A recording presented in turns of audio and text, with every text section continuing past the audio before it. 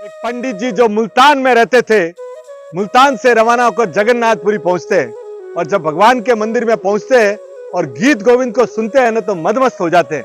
और गीत गोविंद कैसा साहब, उनको पंडित जयदेव जी ने लिखा और लिखा भी कैसा कि जिस समय वो लिख रहे थे तो एक चंद ऐसा आता है कि जिसमें भगवान कृष्ण बोलते हैं राधा जी को कि आपका सर मेरे ऊपर रखो। तो जयदेव जी ने सोचा कि भगवान के सिर पे राधा जी का पांव, तो वो समझ में नहीं आया तो वो स्नान करने चले गए। तो थोड़ी देर में भगवान जयदेव जी का वस्त्र पहन के आए और वो छंद लिख दिया। और जब वो स्नान करके आए और उन्होंने देखा कि ये किसने लिखा, तो बोले आपने लिखा। बोले मैंने तो लिखा नहीं। तो गीत गोविंद में जो रचना हुई है भगवान श्री कृष्ण के खुद के हाथ से हुई हुई, ऐसा गीत गोविंद। वो गीत गोविंद जब सुना ना उन्होंने, वो पंडित जी ने बोला कि भाई मुझे लिख के दो। वो लिख के लेके मुल्तान आ गए और भगवान का आसन बचाकर वो रोज उसको क्या करते थे, गीत गोविंद को गाते थे। जब वो गीत गोविंद गा रहे हैं ना तो एक पठान उधर से निकलता था, तो वो पठान को भी वो आवाज इतनी अच्छी लगी कि वो रोज गुनगुनाने लगा।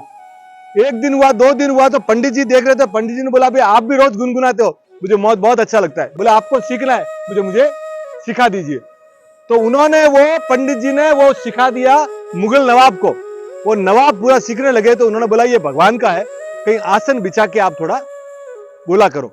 एक दिन वो जा रहे हैं युद्ध में, उस दिन वो आसन लेना भूल गए, पर वो गुनगुनाने की आदत, वो गीत गोविंद वो गुनगुना रहे। वो जैसे ही गीत गोविंद वो देखे कि एक बच्चा है ना कान्हा जैसा आगे नाच रहा है। एक बार हुआ, 2 बार हुआ, वो समझ नहीं पाए कि भाई ये है कौन।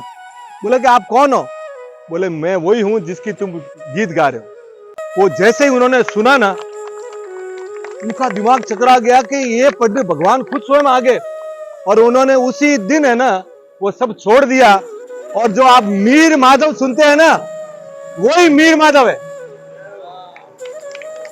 वो पंडित जी के वो बाद में भगवान कृष्ण के सबसे बड़े भक्त हुए।